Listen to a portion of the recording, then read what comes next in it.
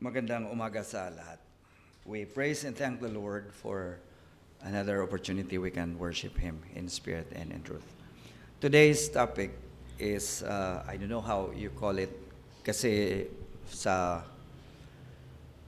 conference namin more than a week ago, this was the topic. To be honest, hindi ako nakakuha ng notes. So I try to contact my friends na nag-attend so they can give me some. But the proper text of the message, wala talaga. All we did was just to listen to the Word of God. Walang cellphone or what. Just the attention. And I was praying to the Lord, na Lord, tulungan mo ko to recall the things. Kasi ang gandang topic na nakuha namin. And in my heart, it was my desire to share this or to re-echo this sa inyo para lahat din tayo makapag-obtain ng blessing galing sa Panginoon. Okay? So, the topic that we have today is speaking truth with love and purpose. Ang subtitle nito is actually is how to be a Nathan. 2 Samuel chapter 12, 1 up to 8 is the text we're going to look at. I was thinking of 1 up to 14, but I chose to get 1 up to 8 only. Okay? So,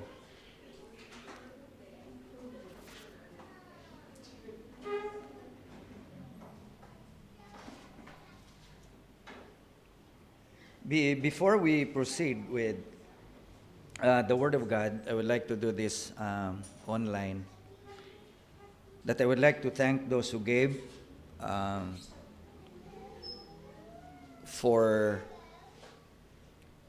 the need of the church at alam naman natin, iba. And other people din na may alam. And I would like to extend galing sa simbahan sa tulong, and we thank the Lord and Panginoon ang bahala sa inyo. Okay? So, to God be the glory for that.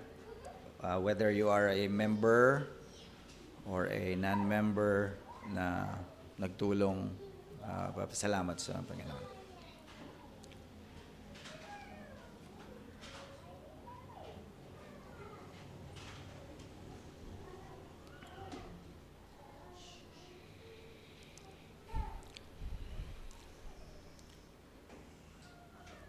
Okay. Manghingi po tayo tulong sa Panginoon. Shall we pray muna? Our gracious God, Heavenly Father,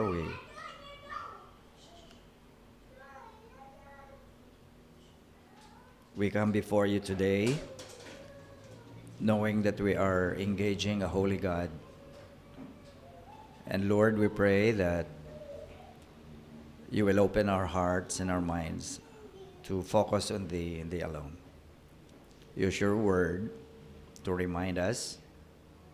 Use your word to encourage us.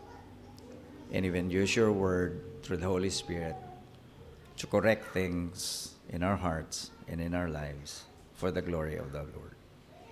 Be with us, Lord. In Jesus' name we pray. Amen. Okay. Love month for today, February. And siguro, as I look into it, siguro, kung baga, ang daming mga messages, ang dami naman mga access natin ng mga online, ng mga gatherings where they are like preaching the Word of God, na malaman natin kung ano ng mga meaning ng love, kung ano ang love ngayon. But today we're going to take a look at love on the other side, especially in expressing love to someone by saying the truth in love and purpose. Okay? So, our topic involves risk. It is risky po. Uncomfortable. And even uneasy for someone. But we believe na ang taong nakagawa nito sa Bible is an example for us na pwede din nating gawin with God's enablement. Okay? Because even though it is risky, even though it is uncomfortable, pero sa kabila nito, may daladalang blessing kung ating gawin. Because I do believe that God will not command us to do this without the blessings if we obey. Okay? Si David po at saka si Nathan ang center sa story. Looking at David, he experienced hurt and pain when the time Nathan confronted him of his sin. But for David, as his testimony would tell, na nagsabi siya and consider it as an act of God through someone to get him back on track with God. So, ang ganda ng story ba? Kasi God using someone going to his child para makapag-obtain blessing ang anak niya. Well, nakita ko rin na the same thing para sa atin. Sometimes, God would not appear immediately beside you, beside me, to say something that He would like to say. He's going to use other people. He's going to use someone to tell us the truth. Na even though that person risked a lot, uncomfortable man siya, just to what? To get the point across para sa atin na maka-obtain tayo ng blessing galing sa Panginoon. You know, when David was confronted by Satan, ang hurt at saka ang pain na na-experience ni David ay kung tingnan natin mga bagay ba na naka-experience din siya ng breakdown. It was a breakdown sa buhay niya, especially when he was confronted by Nathan. Minsan sa buhay natin, ang mga breakdown din ang paraan na kung ang plano ng Panginoon ay matupad.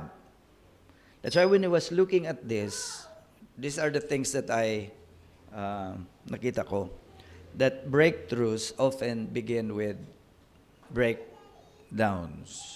Okay? Sa buhay natin. After his breakdown, David experienced breakthroughs, especially in his relationship with God. At saka ano pa, and how it strengthened his faith. Actually, si David, after siya naka-experience ng breakthrough through his breakdown, he was able to testify sa buhay niya. Mas maganda kasi may access tayo kung ano ang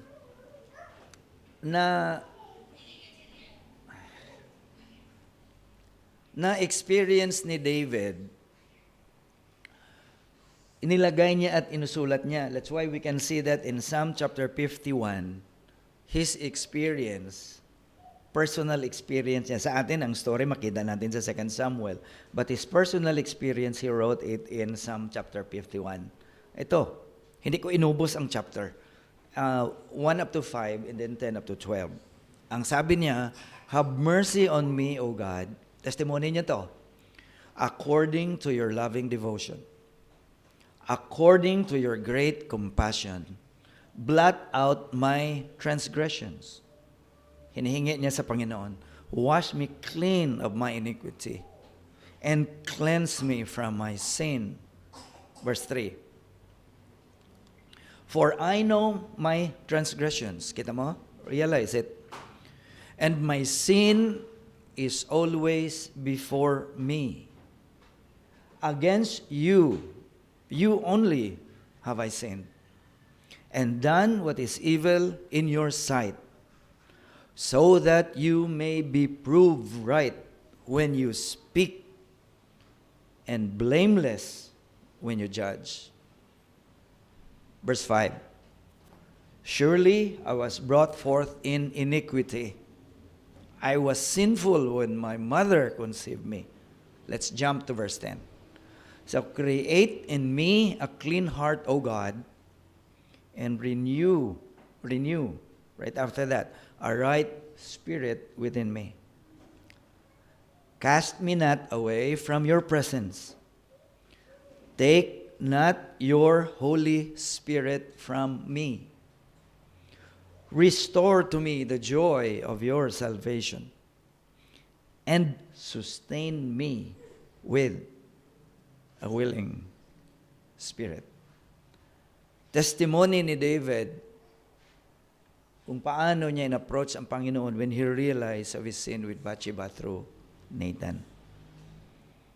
You know, here's the thing. We sometimes need breakdowns so we can have breakthroughs. Ito pa, sabi dito. Sometimes breakdowns are necessary to pave the way for breakthroughs. Don't hate breakdowns, especially pinadala ng Panginoon. I-open ng Panginoon ibang bagay na hindi natin in-expect for blessing. Now, looking at the story, hindi ko nilagay actually ang text natin, 2 Samuel 12, 1 up to 8, so that if you have your e-Bible, you can access that. Para wag lang mag-Facebook or ano, to be honest. Makikita natin, but I'm going to just show it dito sa screen naman. Okay. How to have a Nathan, speaking the truth with love and purpose. I saw itong mga bagay ito na importante ito sa atin, especially as we grow, as we continue with life. Kailangan natin ang mga tao that will remind us. Kailangan natin ang mga tao that will help us along the way. Kaya nga, nasabi natin before, I'm going to say it again, it's hard for us to grow spiritually alone. Yung iba naghahanap ng mentor to mentor them. Yung iba naghahanap ng mga life coach. Sana ikaw to, isa sa atin. Hindi lang siguro ang desire natin that all throughout our lives, tayo ang kino-coach. Tayo ang tinuturuan. We really have to go to the next level to be mature to the point na tayo na ang magtulong sa iba in their spiritual life. Now, speaking about Nathan, what was Nathan's role in David's life? Ano ba ang role ni Nathan sa buhay ni David? If you want to take a look at the life of Nathan, you can access that in 2 Samuel chapter 11 and chapter 12. Diyan natin makita. No, but when we look at Nathan, Nathan serves as a prophet. Okay? So kung prophet ka nung una, especially sa Old Testament, when you are a prophet, not only you are telling the people about the Word of God, you're also serving as a moral guide, whether through a nation or whether to someone. Now, when we look at prophets in the Old Testament, most of the time, they minister to the king. They minister to the king. Ang dami-daming prophet natin dyan makikita na ang mga story nila, si Elijah, kina Ahab, sila Elisha, mga prophet dyan iba, ito si Nathan served during the time sa kay David, and also the one na ang text natin, which is Samuel, si Samuel din ay prophet kay King Saul. So, Nathan not only serves as a prophet, but he was also serving as a moral guide to David. And Nathan was God's chosen spokesperson to deliver a divine message to David. Now, nilagay ko lang sa screen para maintindihan natin ang role ni Nathan. Nathan's role in David's life was to speak God's truth with wisdom. Itong sabi natin na highlight ko kasi para bigyan tayo ng idea how with wisdom, with courage, and love. Lahat na ito, mga ginawa ni Nathan sa kay David is a pattern for us. How we can speak the truth with love. Okay? So he did it with wisdom, with courage, and love. He confronted sin in a way na hindi siya pinatay ng hari. Remember, it was the king whom he confronted. So pwede siyang gurgurin anytime or putulin ang ulo niya, whatever you say. He confronted sin, and then he guided David toward repentance. At hindi lang yan. Hindi niya lang kinurek si David, but also helped David restore his relationship with God. This is what Nathan's do sa buhay mo, sa buhay ko, at sa buhay ng iba kung ikaw ang mag-take sa role ni Nathan. You're not only going to remind people of sin. You're going to also help restore that person in his relationship with God. So Nathan exemplifies the importance of having a trusted, a godly figure in one's life who can speak the truth, offer accountability, and point the way back to God. Truth be told, sometimes natatakot tayo magsabi ng katotohanan sa mga kaibigan natin, kasama natin sa loob ng church. Baka mawalan tayo ng kaibigan. So sometimes we try to set aside Christ in favor of someone. Favor with barkada. In favor with family who tries to pull you away from the Lord. So yun ang mga bagay. So let's learn something from Nathan today. How we can do this with wisdom, with courage, and with love. The lesson that we can get from this narrative in 2 Samuel chapter 12 is the importance of Nathan's in our lives. One who speaks the truth with love and purpose. Alam nyo, when I was listening to this, kasama ko ang friend ko at saka isang line kami. When I was listening to this, sabi ko ang ganda to be reminded. No? Ang preciousness ng someone who is a friend telling you the truth even though it hurts. May mga kaibigan ako na gumagawa nito, and I thank the Lord. May mga pastor ako na kaibigan, may matanda sa akin na kaibigan, may mga classmates ako na nagsasabi nito, friend. Ang ganda ba? Kasi mariremind ka at maibalik ka sa tamang path. Medyo sometimes defensive ka rin, pero nagpapasalamat. And isa pa, hindi natapos ang conference na ibang mga friend ko ay nagsabi din ng mga ganito. Sabi ko, Lord, akala ko, you allow me to learn the lesson. But hindi mo pinatapos ang conference na pinatikim mo sa akin kung paano ang sinasabi dito na magkaroon ka ng Nathan sa buhay mo na maging blessing. Allow me to ask you this question. Do you have someone whom you consider your Nathan in your life? Can you think of someone? Yan ang tao na palaging hindi siya anong tawag nito? Hindi siya nagdalawang isip to tell me what is right. Hindi nagduduwa kung ano ang sasabihin niya sa iyo na huwag yan. Huwag mong gawin yan. Meron ka ba? Meron ka ba? Aside from your father, aside from your mother na minsan nanay natin walang kaano-ano yan sa family. Sabihin ka kagad, oy, you're so lazy. Diretso. Na wala ka magawa. But for a friend to do that to you minsan, well. So, do you have someone whom you consider your Nathan in your life? Or baka yung Nathan palagi sa buhay mo, makapagsabi ka, I really don't like that person kasi palagi niya akong sinasabihan ng masakit. Well, try to think of masakit na mga bagay na sinabi niya. Okay? Pag sinabihan tayo na ganito, lateness, or laziness, or disobedient na mga bagay na yan, well, kung totoo, pasalamatan natin. Okay? Pasalamatan natin. Now, kung wala kang maisip na mayroong isang Nathan, or baka sabihin mo yung mga Nathan sa buhay ko, patay na lahat. or nawala na sila lahat. Okay? Now,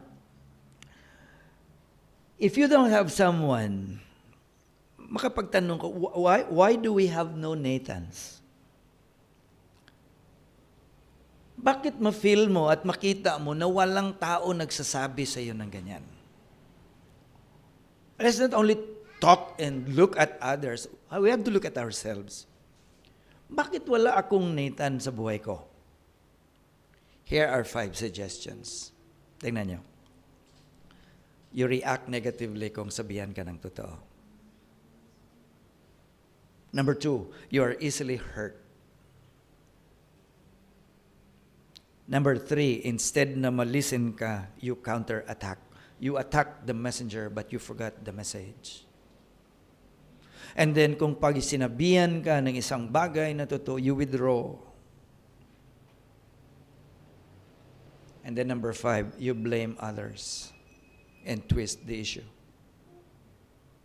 Meron ba tayo nito? These are the reason na wala may isang tao mag-dare na magsabi sa atin ng katotohanan because of this. Later on, lagay natin to sa poem or sa rhyme. Lahat. Ang ganda. A reminder para sa atin. Balikan lang natin ito mamaya. Okay? Now, we're going to look at the story. We will go to the story. How did Nathan confront David? And the lesson it teaches us today. Paano ginawa ni Nathan ang role niya kay David? Well, Nathan was a prophet. David was a king, at huwag kang mag-joke o huwag kang maggawa ng isang bagay that will result in your death. Hari ito eh. Okay? Some of the kings you cannot even approach, or you cannot even just, kung hindi ka bigyan ng time na magharap sa kanya, you cannot have access with him. Now, Nathan's confrontation of David combines wisdom, yung kanina, courage, and a heart for restoration. Yan ang bala sa puso ni Nathan. He has this wisdom, he has this courage, and he has this heart for restoration para sa kay David. He was looking at the king. He was not angry with the king. He was not just saying, or he was not planning just to say something that this is my chance to correct or even rebuke the king. No. He was looking to David so that he can help David to be restored in his relationship with God. Ang ganda siguro, no, kung ito ang tinitingnan natin sa isang tao that we would like to help and even help them to be restored in their relationship with the Lord. Yan ang mga bagay din na responsibility natin as Christians na may alam sa Panginoon. Diba? Yan ang isang bagay na ministry natin. We have the ministry of reconciliation. We reconcile people to God. We reconcile our friend to God. We reconcile our relatives, our families, our loved ones to God. Meaning, tayo po ang mag-bridge like Satan to David, to restore David back in his relationship with the Lord. Now, how did Nathan confront David? The first thing na makita natin, he was acting on God's instruction. That's why it said here, the Lord sent Nathan. It was the Lord who sent Nathan to David. It was not only a thing that Nathan, what? Manufactured, or even may narinig siya na mga rumors around the kingdom that this, alam naman natin, I do believe na na-expose din ito. Okay? Kasi it involves murder.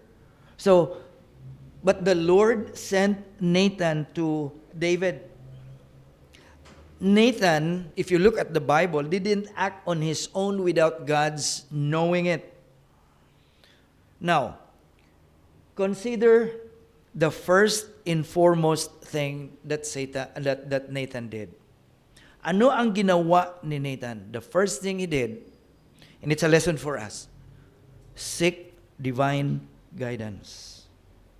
Seek divine guidance before confronting, talking to someone. He confronted the king using the God-given wisdom endowed on him. Ang ganda ng combination.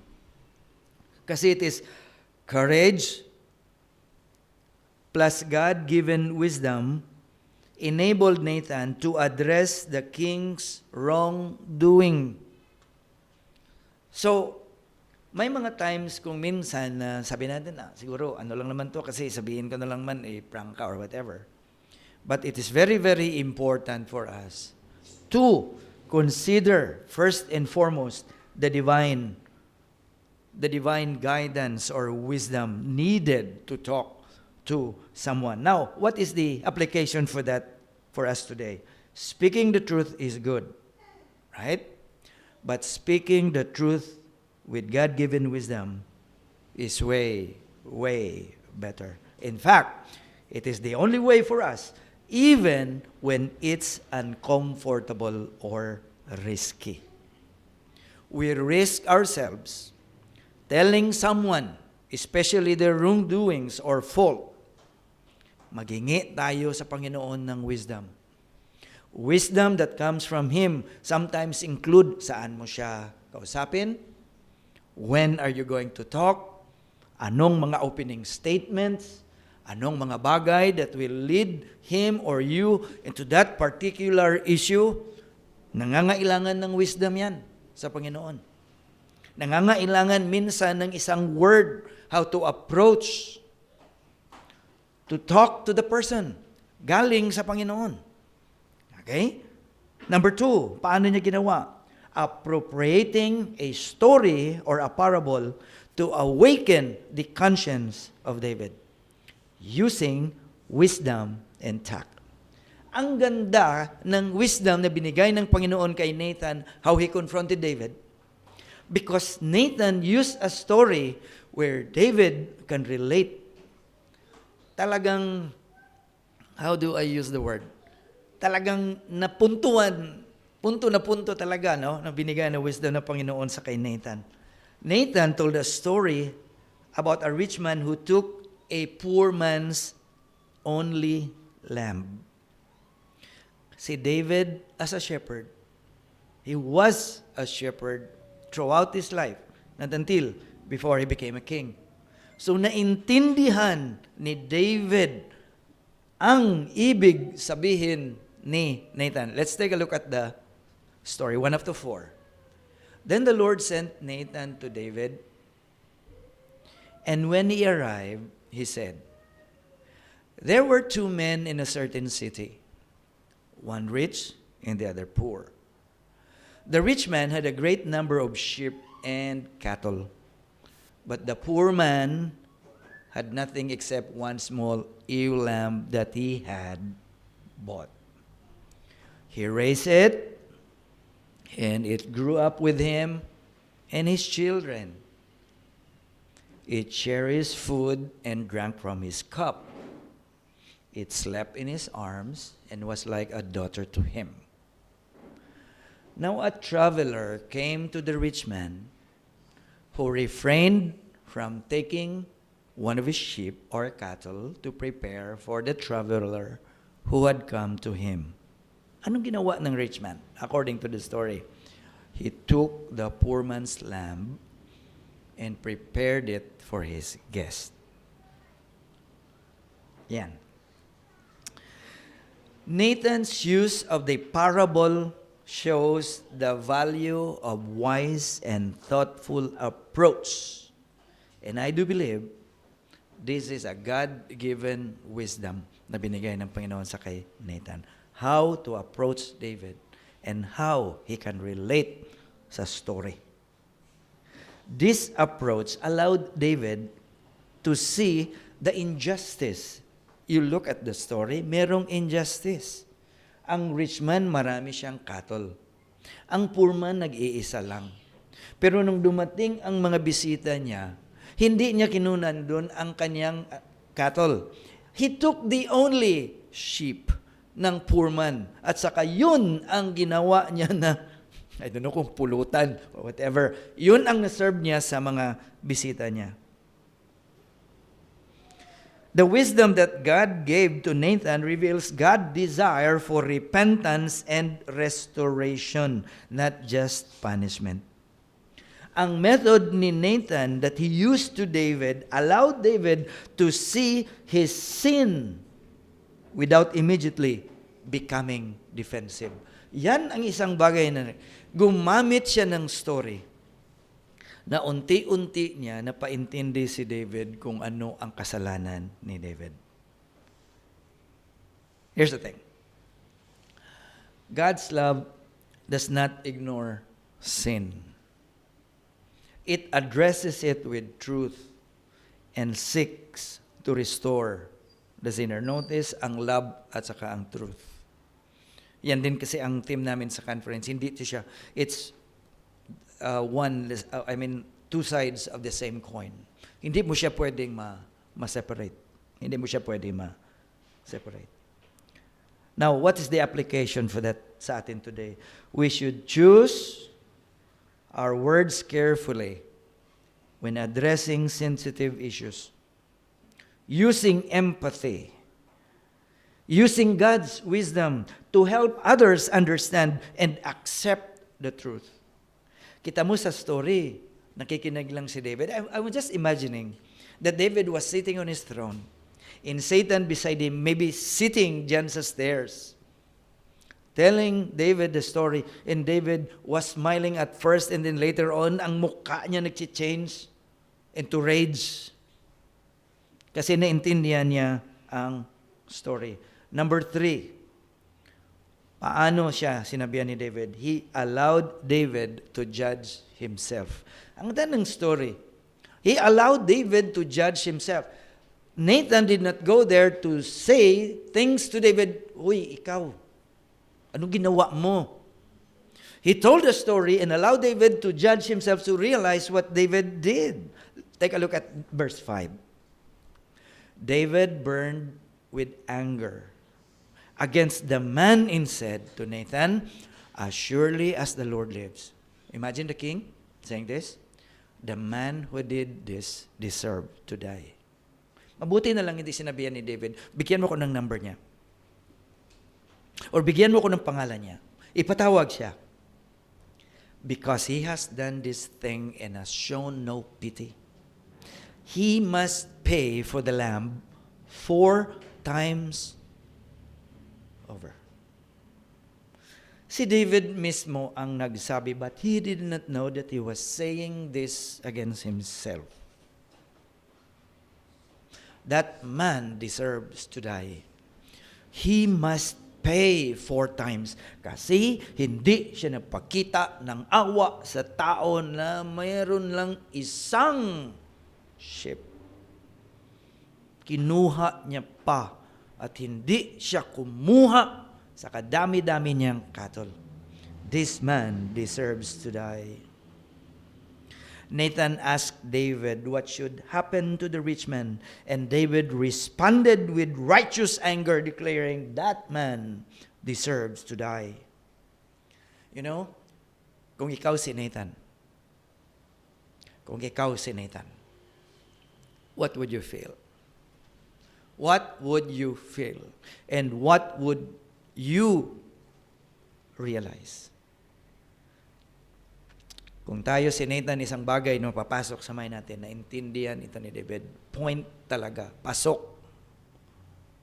At naintindihan niya. Itong ginawa ni David was a form of self-judgment, actually, before the words of Nathan. A self-judgment coming from the message of Nathan. A self-judgment that is more personal and convicting. Parang si David mismo ang nag-judge at saka nag-sentence sa sarili niya. You know, David's judgment to the rich man was a mirror to his own soul. It was a mirror to his own soul. Now let me allow me this question. What does your judgment on other people reveal about you? Kung makita mong ibang tao, kung na-judge mo sila, ano bang nire-reveal niyan sa sarili mo?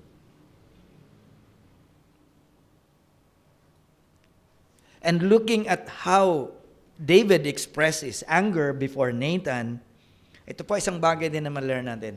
The harshest judgment often reflects the sin we hate in ourselves. Diba?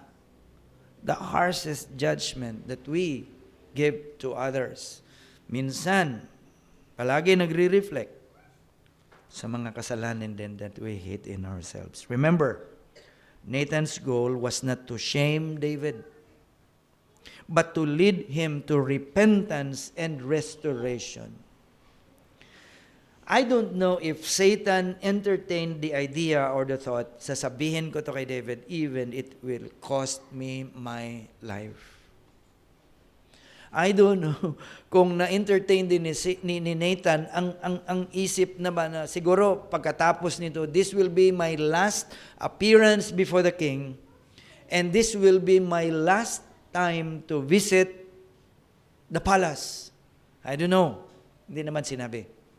But regardless, he did what he must do para sa kay David.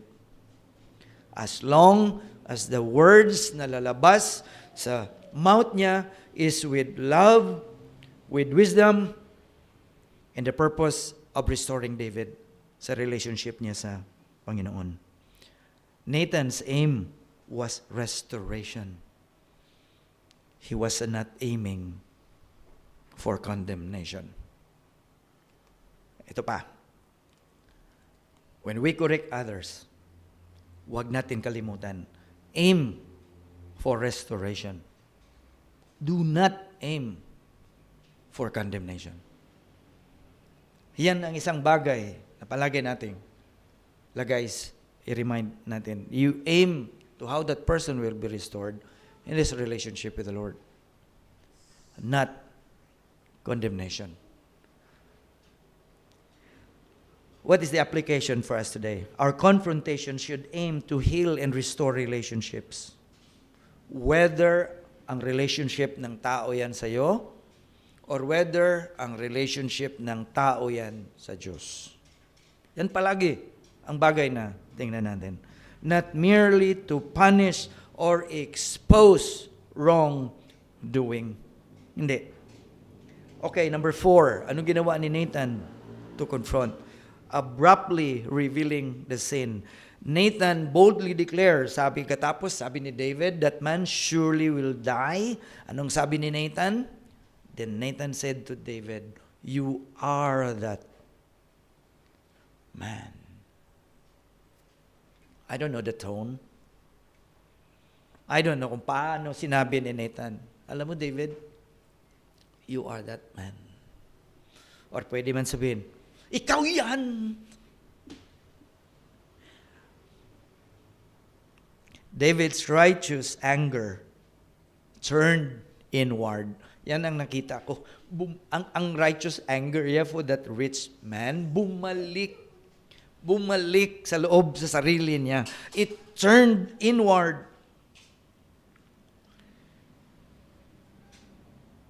Just imagine sa scene. Ano kaya ang reaction ni David? Hala, ako pala. So nakalabas na siya ng sinabi niya that man deserved to die. Nung bumalik sa kanya, he realized that I deserve to die. And I must pay 4 times. Hindi naman niya sabihin na, sabi ko lang yun kasi galit ako sa rich man, but ako pala yun? Sige. Here's a question out from that sin. Are you quick to judge others but slow to see your own sin? Well, it's so sad to say na palagi itong mangyayari sa atin din, no? That we're quick to judge others but we are slow to see our own sin din. Sana ipag-pray din natin sa Panginoon na itong mga bagay na ito ay hindi sana. That before we judge others, we look at ourselves. And before we confront others, we seek God's wisdom. We seek His love. We seek divine guidance in doing so. Direct confrontation made David realize the truth about his actions. He failed to see his own sin until Nathan pointed it out. Ito ang essence ng natin . Somebody pointed out to David.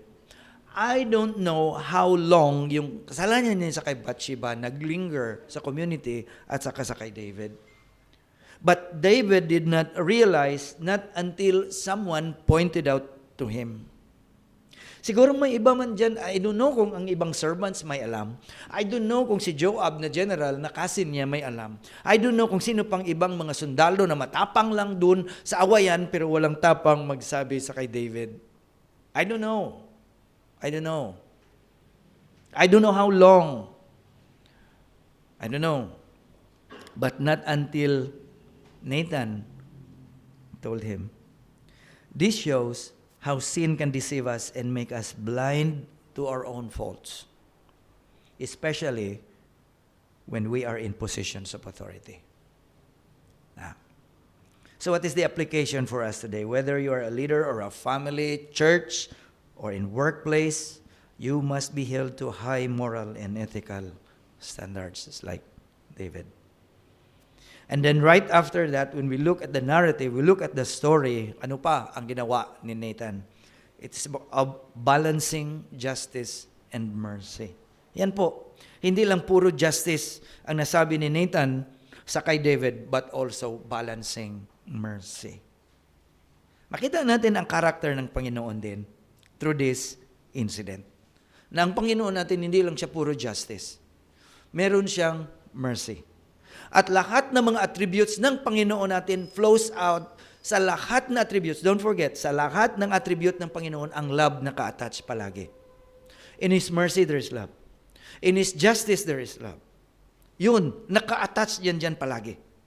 Okay, so balancing justice and mercy. Verse 7, let's take a look. Then Nathan said to David, "You are that man. This is what the Lord, the God of Israel, says. I anointed you king over Israel, and I delivered you from the hand of Saul. I gave your master's house to you, and your master's wives into your arms. I gave you the house of Israel and Judah, north and south. And if that was not enough, I would have given you even more." Nathan recounted all that God had given David. When we confront or correct others of their wrongdoings or faults, we should pattern our actions on how Nathan dealt with David's sin. That's why sabi natin kanina, Nathan is a pattern for us today. Maraming tao ngayon ang hindi gusto i-correct. Maraming tao ngayon are stubborn at hindi makikinig kasi meron silang sa kanilang stand din Meron din silang personal na idea that when you confront them and tell them using God's word or basing the truth from God's word, many people will not agree. In fact, some of them, kung sasabihin mo, tapos ka na. Hindi ka na friend. Sabi nila, FO, friendship over na. So others, especially Christians, compromise their stand na magpaupod-upod na lang kasi baka mawalan ako ng barkada, baka mawalan ako ng friend, baka mawalan ako ng partner. We compromise. And we favor others instead of God. Yan ang isang bagay na ang punto ng salita natin ngayon na ito ang ginawa ni Nathan ay hindi na natin masunod. Many Christians are like compromising their stand at hindi na sila makapagsabi. At anong nangyayari sa mga organization? Ano ang nangyayari sa mga churches, sa mga family, sa relationship? Nasisira. Because others cannot point out with love and with wisdom things that our friends, that our fellow believers are doing. Hindi na. Isang remind mo lang, ma-stumble na. Isang sabi mo lang na dapat sana maipag-improve niya, wala na. Yeah.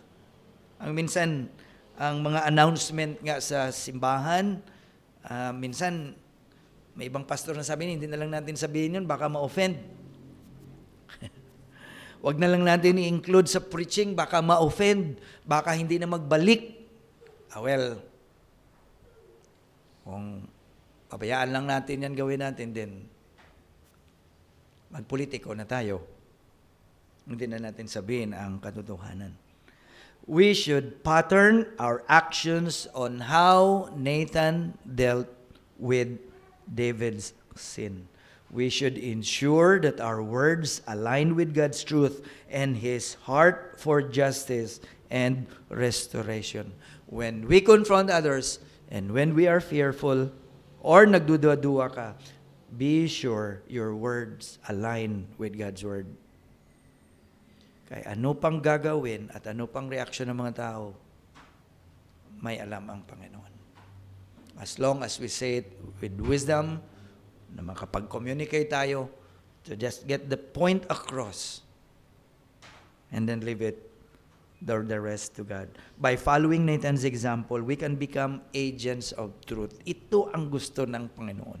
We become agents of truth. Nathan became an agent of truth for the king.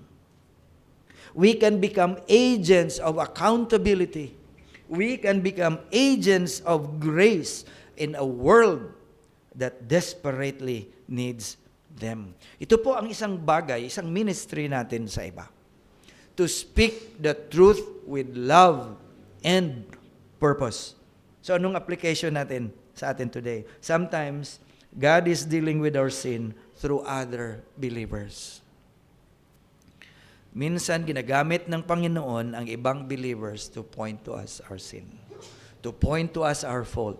Huwag mo silang kalabanin. Huwag mo silang ilagay sa crosshair. Huwag mo silang araw-araw isipin na itong tao, nasaktan ako. Nasaktan kasi sinabi niya ang katotohanan. In fact, those are the person that we appreciate. Ngayon, delikado ang mga tao na puro na lang yes. Puro na lang yes. Puro na lang nag-a-agree. That's why, you know what? The beauty of democracy, kasi merong opposition. Kasi kung walang oposisyon, lahat magsasabi lang yan at lahat mag-a-agree. You know the beauty of opposition. Wag lang sobrang opposition. Okay? Merong nagbabalance. Yan po. There are someone that can point out na wag lang lahat maghilom or maghipos kasi nobody has the courage and the wisdom to point out what is the fault of one and what is the fault of next. Hindi tayo makapag-experience ng malalim at magandang relationship kung hindi natin sundin ang ginawa ni Nathan kay David. Now, why is it important to have Nathans in our lives? Kapag tanong ba tayo, talking about Nathan, what he did, why is it important to have Nathans in our lives? Or, like for example, ayoko yung may tao na nakikialam sa akin. O, pakialam, mayroon na. Hindi naman niya maganda. Ayoko yung mga tao na nagsasabi sa akin na things that make me uncomfortable. Now, think again.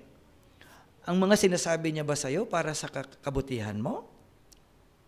Ang sinasabi niya ba sa'yo ay para ma-remind ka of your walk? Then thank that person. Now, why is it important to have Nathans in our lives? Here's why Nathans are very important. Bigyan natin ng support sa Bible para ma-appreciate natin kung ano ka-importante itong mga Nathans sa buhay natin. Okay? Number 1, they help us recognize and confess our sin. Si David, hindi niya recognize not until Nathan pointed out to him. Diba? Until someone has the courage and wisdom to point it out to him. Siguro, baka nakalimutan ni David. Baka kung ano-ano na lang ang, hindi naman niya ini-entertain yun sa mind niya, not until Nathan pointed out to him. Take a look at the passage. Brothers and sisters, if someone is caught in a sin, you who live by the Spirit should restore that person gently. But watch yourselves, or you also may be tempted. Now, God uses others to conduct us or convict us of sin and lead us back to Him. Without Nathan, David might have continued in his deceit and rebellion. Number 2, bakit importante ang mga Nathan? Next, they provide accountability. Even though David was the king, Nathan held David accountable. Accountability is very important for staying on the right path. Hebrews 10:24. Let us consider how we may spur one another on toward love and good deeds. Ano? Ang ganda kung meron tayong kasama na mag-remind. You know what? When I was thinking about this thing sa kay Nathan, itong mga bagay na ito, in-exercise ito sa D-group, sa discipleship. Yan ang isang blessing to be involved sa discipleship group. Kasi itong lahat na ito nagde-remind, yan din ang ini-encourage sa kada member na i-exercise nila. See the blessing? Now, they provide accountability. Okay. We are called to hold one another accountable, to live in a way that honors God. That's why, minsan, may mga time that we need to be reminded of our actions. We need to be reminded of our online character and attitude. Pag ikaw ay isang kasama na palagi lang nagrarant sa Facebook, na palagi na lang kung ano-ano, you are going to be reminded with love with that. Kasi hindi lang ikaw ang bagay or ang tao, you are also connected with the family or the community of faith wherein you are what? You belong to. Di ba? Tama? Yun din sila magre-remind na hindi lang ikaw ang makita ng iba, kung hindi ang mga kasama mo sa pamilya. They provide accountability, kaya wag mo silang kalabanin. Yung mga nagre-remind, para yan na hindi ka sa Ilonggo pa, matamaan. Okay? That's the thing. Number 3, they speak the truth with love. Ephesians 4:15. Instead, speaking the truth in love, ano mangyari? We will grow. We will grow to become in every respect the mature body of Him who is the head, that is Christ. Kung minsan sa bahay, sa mag-asawa, natakot din ang husband, natakot ang asawa to say what is the truth. Kasi baka mag-away. Baka mag-away. Asawa or husband about the wife. Natakot ka ba magsabi ng katotohanan? Well, let us also use wisdom na hindi lang kung alam natin ang katotohanan, pwede mo nang sigawan ang partner. Hindi porket you know the truth na kasi itong sabi sa akin ng Bible, mag-ano ka agad. No, you pray for wisdom also. You pray for wisdom how you're going to tell your daughter, how you're going to tell your son, how are you going, sons and daughters, how are you going to tell your mom and your dad, at saka yung mga sisters, at saka mga brother, yun din. Speaking the truth in love, anong magresulta? We will grow to become in every respect the mature body of Him, body of Christ, the church. The church will become mature if one will what? Speak the truth in love, with wisdom. At tayo naman, kung nire-remind tayo when we are on the receiving end, kung at first medyo masakit man, ipag-pray sa Panginoon, also ask wisdom, Lord, ano bang nasabi? Ano ba ang nakita? Ano ba ang reminder? Totoo ba? Kung masakit, then ask God for grace and enablement to accept it and be willing to be corrected so that we can go back to the right path na naset ng Panginoon. Isn't that healthy? Isn't that good na magkasama kayo, magbarkada kayo, parang sasabihin palagi, tigilan mo na yung t-shirt mo, hindi ka bagay. Oh. Alam mo, yung buhok mo, ganito siguro. Pag sinabi na, friendship, naman, next time, hindi ka na sinama. Pag sinabi ng katotohanan, next time, wala na. Sila na lang, nag-post, wala ka na. Right? Hindi ganon. Hindi ganon. Speak the truth with love. Nathan spoke the truth to David. Not to shame David. Not to shame him. But to restore him. His approach was both truthful and loving. Truthful and loving. Number 5. Bakit? Because they help us avoid self-deception.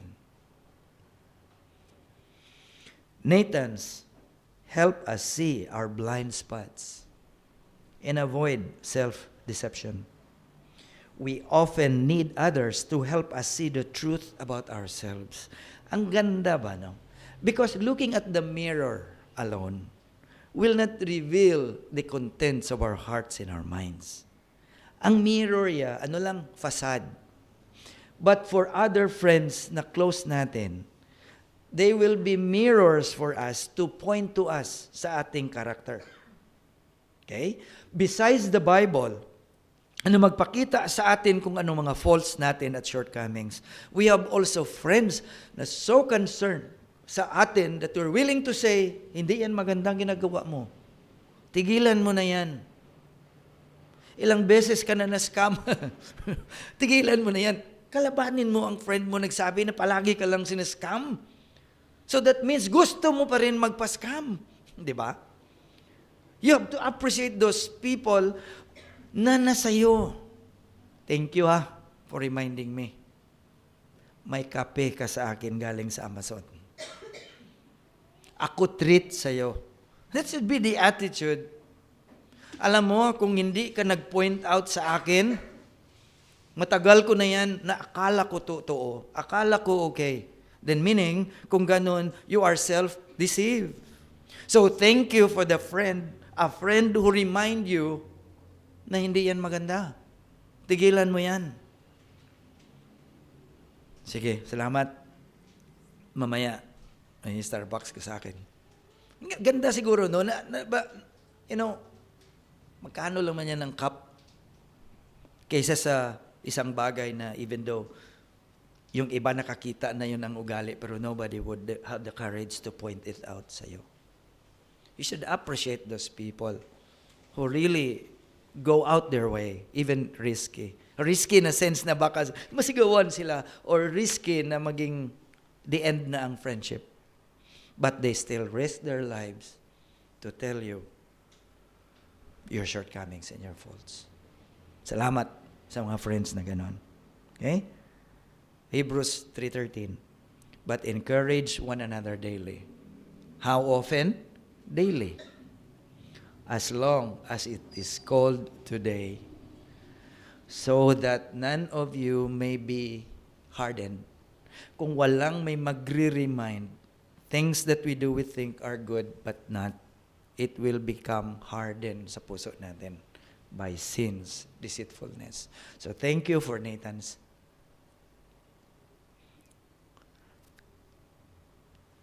na nagre-remind at nagko-correct sa atin. David was blind to his sin until Nathan's parable revealed it. Number 5, ito pa.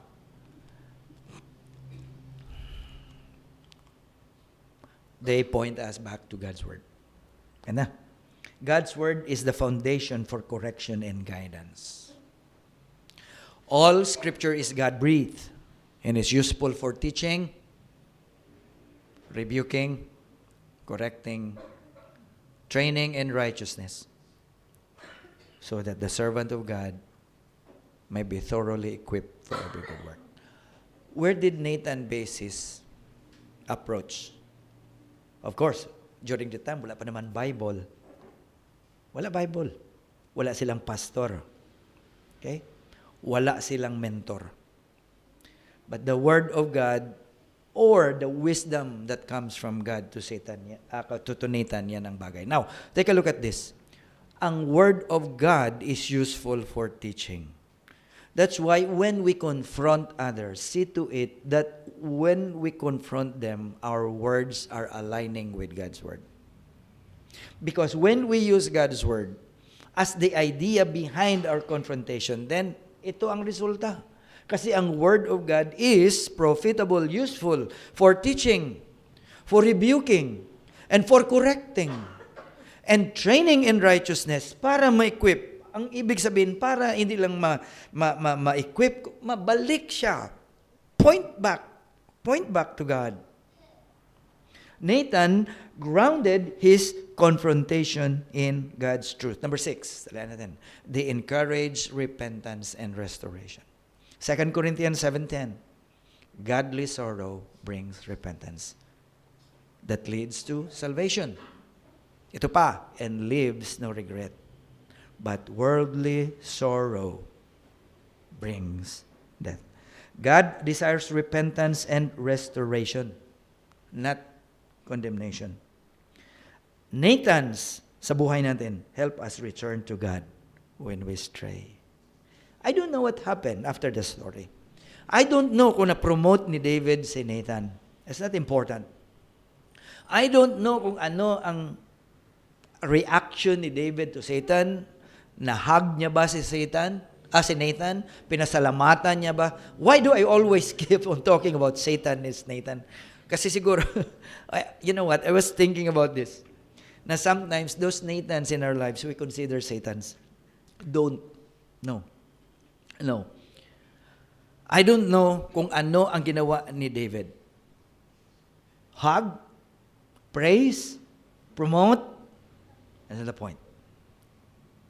But atin, kung tingnan natin, we should appreciate and thank the Lord for Nathan sa buhay natin. Number 7, they model faithfulness and obedience. Nathan's model faithfulness to God's will, even when it's difficult. You know, when you confront others, when you remind others of their fault, others that are looking to you, you become a model. You become a model to them. A model of courage, a model of wisdom, and a model of someone who is relying on God to do even what is risky and uncomfortable.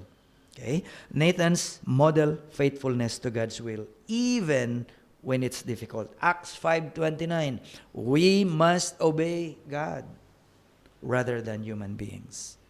Ang unang verse sa chapter 12 verse 1 sa 2 Samuel, and the Lord sent Nathan.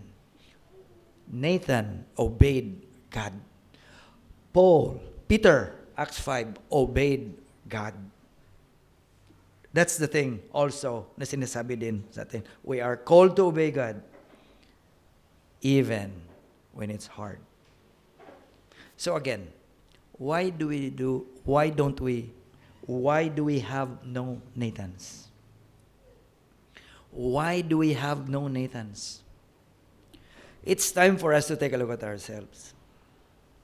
Ano ba ang attitude ko when someone, my brother in the Lord, or someone honestly pointing to us our faults and our shortcomings, ano ba ang reaction natin? Do we attack? Do we counterattack? Do we withdraw? Ano pa ang kanina? Do we twist the issue? Kinakalaban natin ang messenger rather than listening to the message? Why do we have no Nathans? Ito ang isang rhyme. We lack the Nathans when we're quick to react with words that are harsh and feelings intact. We're easily hurt. Our hearts turn to stone. But truth is a gift that we should disown. We counterattack. We lash out in fear. Defending our pride, we won't draw near. We withdraw in silence. We hide from the light. Avoiding the conflict, we choose not to fight. Another two, we twist the issue. We shift all the blame. Ignoring the truth, we play a sly game. But deep down we know we're missing the call. For Nathans bring grace. They matter to all. So let's open our hearts. Let's soften our stance and welcome the truth with a second chance. For Nathans aren't foes. Remember, they're friends from above. They guide us with wisdom. They lead us in love. By surrounding ourselves with godly Nathans, we can grow in holiness. We avoid the pitfalls of sin, and we live in alignment with God's will. These relationships are a gift from above, designed to help us flourish as followers of God. So in closing, today, let's thank God for the Nathans in our own lives. Those who love us enough to speak the truth, even when it's hard to hear. Grabe din ang struggle ng mga Satan na ito. Nathan na ito. No? Grabe. They struggle just to confront. Siguro ilang beses din na pinagprayan nila. Ilang beses din. Just to communicate to us. So, pasalamatan natin. No? Pasalamatan natin. So, if you've been blessed with the Nathan, take a moment to thank the Lord. Siguro may somebody tayo na mapasalamatan sa Panginoon itong Nathan na ito. And perhaps even thank them, no? So, ito pa. If you feel God calling you to be a Nathan for someone else, then step forward with courage and love. Speak truth gently. Point them to grace. And trust God to bring healing and restoration. Yan po ang puntarya natin. So remember, God's heart is always for reconciliation, renewal, and hope. So let's walk in that truth together, surrounded by God's grace and guided by His love. God bless us all. Let us pray. Lord, we thank you so much for today. We ask for forgiveness about our attitude when Nathans come to us. May mga times na sila ang pinapadala mo sa amin to remind us of our walk, to remind us of the faults or the shortcomings, and even to remind us of our attitude, our character sa araw-araw na lahat. Lord, sana magbago ang tingin namin sa mga taong pinapadala mo. And not only that, kung ini-impress mo sa amin na kami din ang magiging Nathan for someone, for others, for brothers in the Lord, Lord, enable us. Hindi ito easy. It's uncomfortable. It's too risky.